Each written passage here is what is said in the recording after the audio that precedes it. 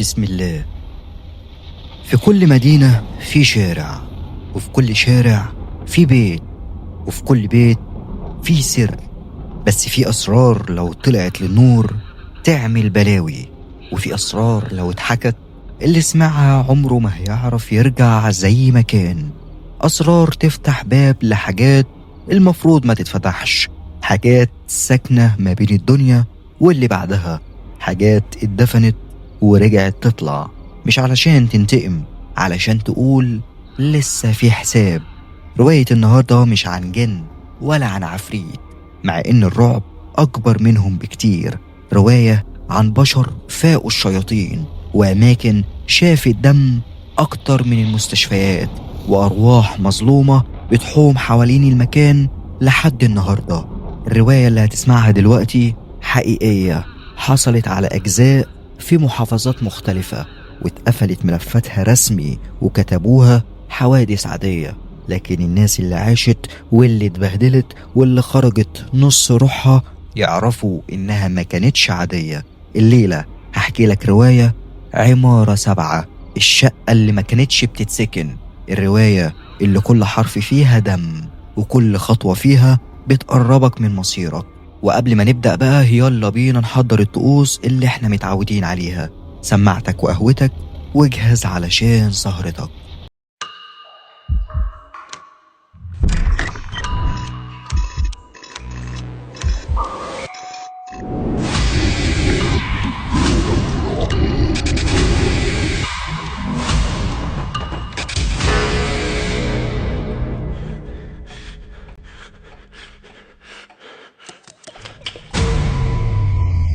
القصة بتبدأ سنة 2009 في حي شعبي معروف، مش هقول اسمه لكنه مليان بيوت قديمة وعمارات اتبنت من أيام الستينات. واحدة من العمارات ديت كانت اسمها عمارة 7، عمارة شكلها عادي جدا، دور أرضي و5 أدوار فوقه، سكانها ناس محترمة جدا، عائلات وموظفين، والعمارة ما كانش فيها أي مشاكل غير حاجة واحدة بس، الدور الخامس شقة 14. الشقة ديت من يوم ما اتبنت العمارة كل ما حد يسكنها يسيبها بعد أسبوعين 3 بالكتير، وفي ناس خرجت منها تعتبر مجنونة، وفي ناس خرجت منها على المستشفى، وفي حالة واحدة بس خرجت على التراب. الناس ما كانوش بيتكلموا كتير، كانوا بيقولوا الشقة منحوسة وخلاص. لكن سنة 2009 الموضوع خرج بره حدود النحس ودخل في حدود الجريمة. البداية كانت مع واحد اسمه آسر، شاب عنده 26 سنة، شغال في شركة مقاولات، محترم ومؤدب وعايش لوحده بعد ما أهله سافروا للخليج. دور على شقة إيجار جديد، ولما سمع إن شقة 14 إيجارها قليل جدا رغم إنها كبيرة ما صدقش نفسه. صاحب العمارة قال له الإيجار قليل بس الشقة باردة شوية ومش بتعجب الناس. آسر ضحك وقال يا عم أنا عايز سقف وخلاص أنام تحته. أول ليلة لآسر في الشقة كانت هادية زيادة عن اللزوم. الشقة كبيرة بس فيها صدى غريب، كأنك واقف في مكان فاضي بقاله سنين، ريحة تراب، خشب مبلول، برد مش طبيعي رغم إن الجو كان حر. نام، لكن الساعة 4 إلا تلت الفجر فجأة صحى على صوت خطوات جاية من الصالة، خطوات واحدة ماشية ببطء، سحب رجلين، صوت خفيف لكن أكيد مش خياله. آسر قام وفتح باب الأوضة، مفيش حد. راح ناحية الصالة وبرضه مفيش حد، لكن وهو راجع لمح في مراية قديمة متعلقة على الحيطة ظل ست واقفة وراه وشعرها طويل ونازل قدام وشها. لف بسرعة، مفيش حد، بس ريحة عطر قديم، ريحة زي ما يكون بودرة كانت بتستخدمها الستات زمان. آسر طنش وقال إنه توتر وخلاص. عدى أسبوع وبدأت تحصل حاجة أغرب من كده.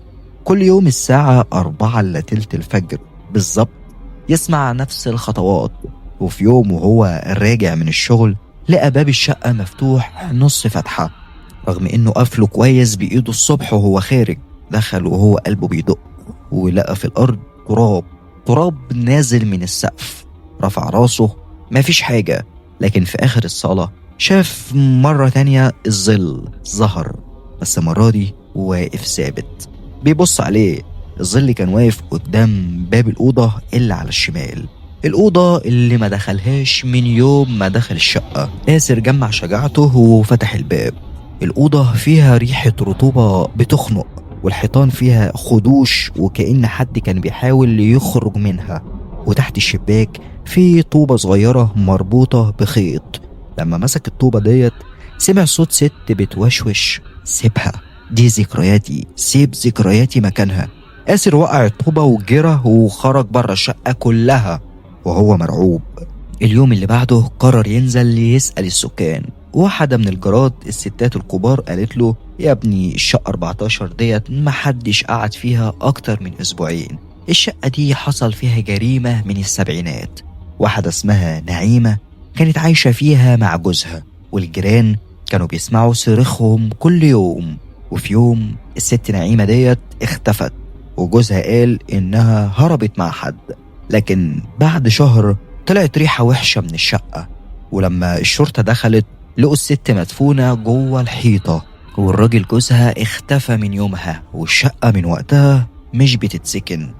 آسر حس إنه بيتنفس بصعوبة، والجارة كملت كلامها: الست نعيمة اتعذبت وفضلت تتحبس قبل ما تموت، واللي يجي الشقة تحاول تقوله حكايتها بس ما بتظهرش إلا للغريب، أو بمعنى أصح يعني للسكان الجداد واللي هم مش من أهل المنطقة.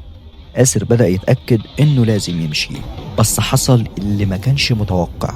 في ليلة الجمعة الساعة بقت 4 إلا تلت الفجر، وبدل ما يسمع خطوات سمع صوت صريخ ست بطريقة عالية جدا، صريخ من قلب الموت، وسمع صوت حد بيخبط جوه الحيطة. آسر اتشل مكانه، لكنه مسك موبايله وهو قرب من الحيطة بيصور، وفجأة الحيطة اتشقت وطلع منها تراب وصوت ست بتقول: طلعوني. آسر طبعا ما قدرش، جرى للباب بسرعة لكنه فجأة اتقفل لوحده. فضل يخبط ويصرخ لحد ما فقد الوعي. صحى الصبح على نور الشمس والباب مفتوح كأنه ولا حاجة حصلت، لكنه شاف على الحيطة جملة مكتوبة بالتراب: كنت بتحاولي. آسر نزل على طول لصاحب العمارة وقال له إنه هيسيب الشقة. الراجل وافق من غير ما يسأل ولا يناقشه أصلا، كأنه متعود يعني. لكن هنا بقى حصل الجزء المرعب الحقيقي. بعد ما آسر ساب الشقة شاب تاني جه يسكن فيها، وبعد 6 أيام الجيران سمعوا صوت خبط وصريخ. لما الشرطة كسرت الباب لقوا الشاب واقع على الأرض ميت، ولقوا على الحيطة نفس الجملة بس مكتوبة بالدم: محدش طلعني. الحكومة قفلت الشقة بالشمع الأحمر، وبعد شهر العمارة كلها اتفضت من السكان. لكن لحد النهاردة العمارة موجودة وفاضية، والناس تقول إن كل يوم الساعة 4 إلا تلت الفجر نور شباك شقة 14 ينور، وتظهر واحدة واقفة قدامه شعرها نازل على وشها وبتبص على الشارع مستنية حد ينقذها.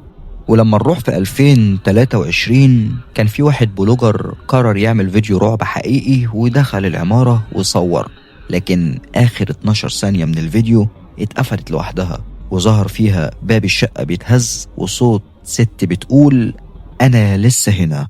وبعدها الموبايل اتقفل والولد اختفى 3 أيام، ولما رجع ما تكلمش لحد النهاردة. كل اللي قاله: هي مش محتاجة مساعدة، هي محتاجة تاخد حد مكانها. لو وصلتوا لغاية هنا ما تنسوش تشجعونا باللايك والاشتراك والكومنت الجميل. تصبحوا على خير.